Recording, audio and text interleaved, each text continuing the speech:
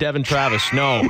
4 hits last night as he's bumped up his batting average to .266, your American League leader in doubles. He's red hot, and he joins us on the Andrew Walker Show. Good afternoon. How are you?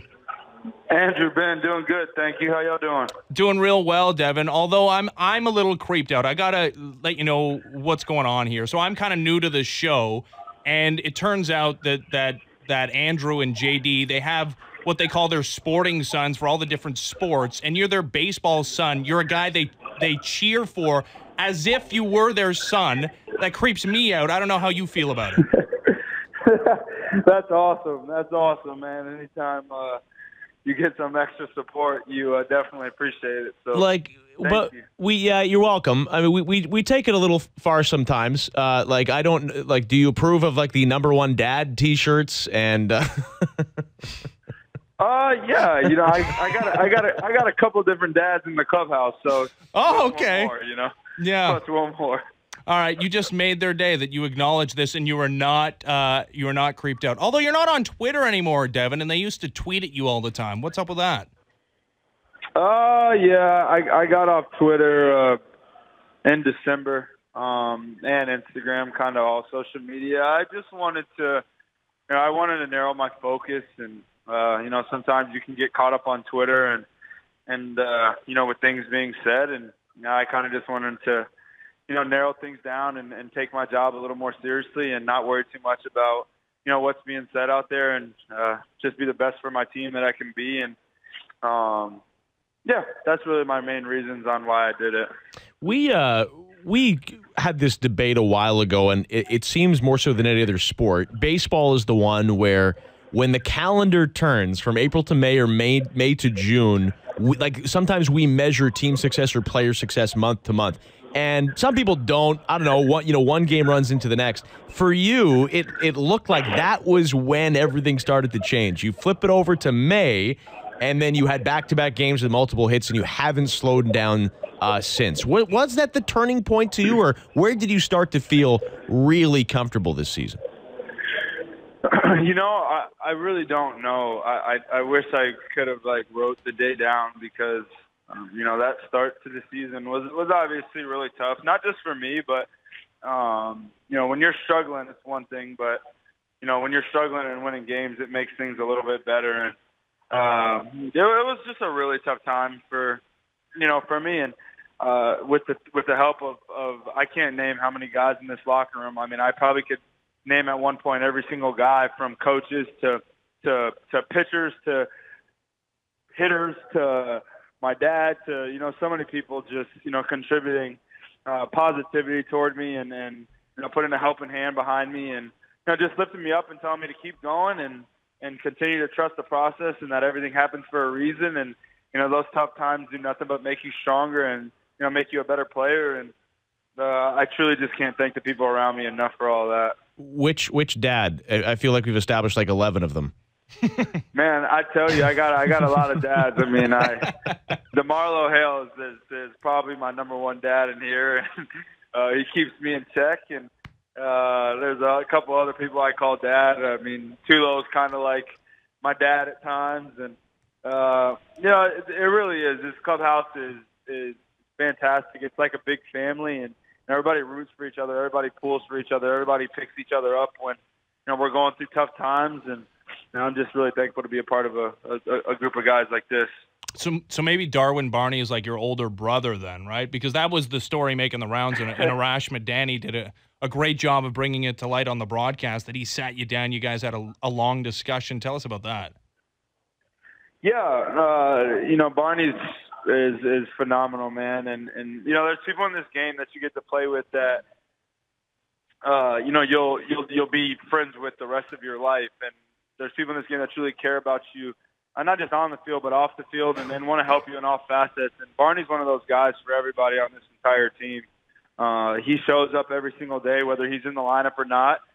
He puts in his work. He's always looking at video. He's always trying to give everybody little tips on guys that he maybe faced in the past. And he just took me to the batting cages one day after a game. And it wasn't so much what I was doing with my swing. It was more so mental stuff. And I don't want to say too much because he truly helped me so much that, I went home that day and I tried to jot down every single thing he ever told me, and hoping that one day I could pass that along to someone who may be going through a familiar situation. But we sat here at the stadium until 7:15, and the game ended at 4 o'clock. And just little things like that, man, are things that you'll remember the rest of your life.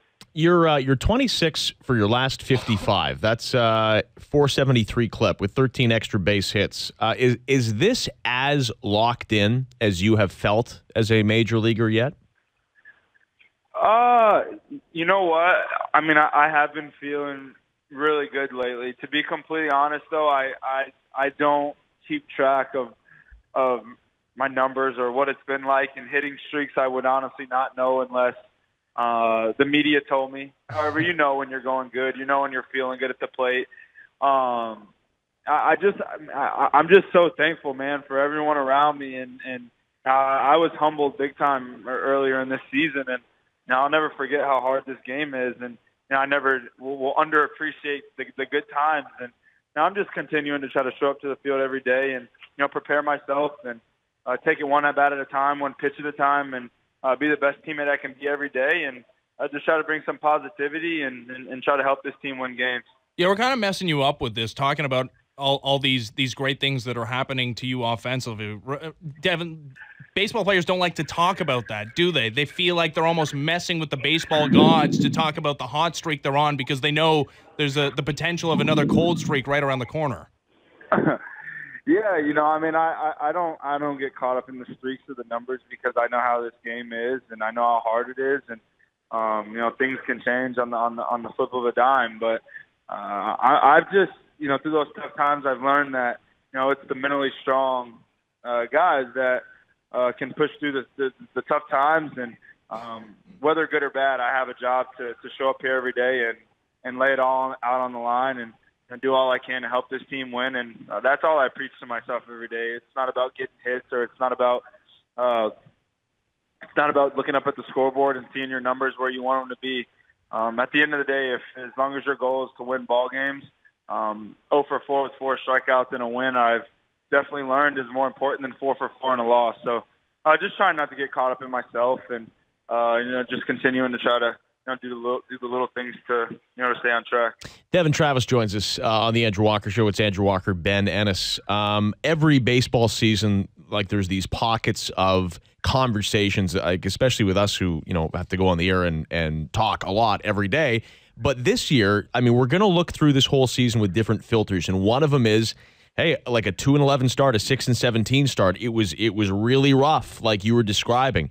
And then the second conversation, which I think we're past now, is there was a danger of really losing touch with the year, record-wise, and everyone started getting hurt, and it was a lot of the secondary guys, and not that you're a secondary guy, but you were playing every day, and there's Ryan Goins, and there's Darwin Barney, and, there's Joe Biagini joining the rotation, and so on and so forth.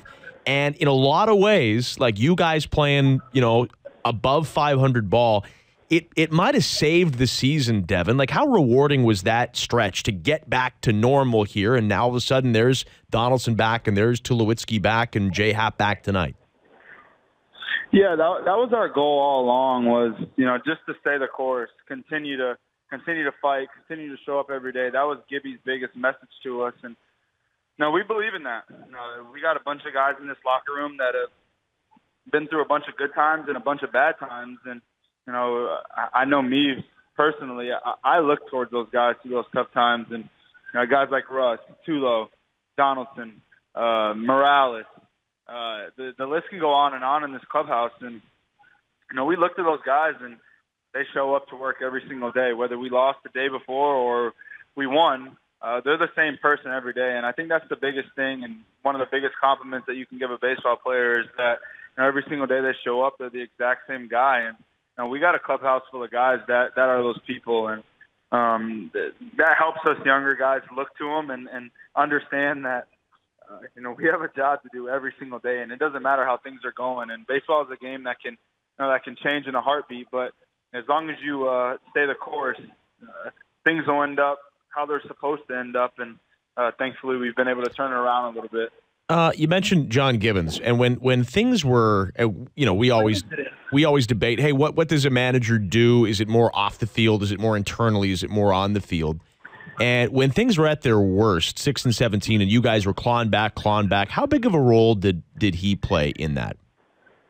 Who's that? I'm sorry. John Gibbons. Huge. I cannot speak enough on how great it is to play for a manager like Gibby, and he's always got your back first and foremost. But I think the coolest thing about him is how relaxed he is. I mean, I'm sure you guys see him in the dugout chewing the sunflower seeds or lean back on the wall with his arms crossed chilling, and that's kind of his personality every single day. Through the good times and bad times, he's the same exact guy. It all starts up top, and having a manager that's relaxed at all times and never panics and always believes and is always positive. It has no other choice than to trickle down to the players, and that's something that really happens inside of this locker room. How are you feeling physically, Devin? Because I think a lot of people point to the early season struggles as maybe a result of the injury stuff you were going through during the preseason. How are you feeling today? I've been feeling good. Man. The training staff here has been phenomenal and helping me keep up on it. And our head rehab lady, Nikki Huffman, she's, I believe, the best at what she does. And just going back to the health, I mean, that's the biggest thing in this game. And that's been the hardest thing for me up to this point in my career is staying healthy and staying on the field. And it's something that I've learned a lot. You have to take this very seriously. You have to take care of your body. You have to eat right. You have to do things maybe that you did as a kid or when you were a little bit younger you could get away with. You can't get away with as much anymore. And everyone in here has been fantastic. And I just got to really stay on top of it. But I've been feeling really good. I know there was some shenanigans, we'll call it, in Atlanta. But last night, Bryce Harper looking like a man possessed running out to the mound. I don't know if you saw it, but what's your reaction when you see plays like that? I'm sorry, you cut out. I'm sorry. Did you see the Bryce Harper play last night? Yeah, I did. What's your reaction when you see that? I know you guys got into it a little bit in Atlanta, but when you see Bryce Harper tear out to the mound like that, what goes through your mind? Hey, can I just? This is about to be really weird in an interview, but Gibby and DeMarlo are calling me right now, so I'm gonna answer this question, and then I might have to get going. That's cool. Get out of here if you need to go. Sorry.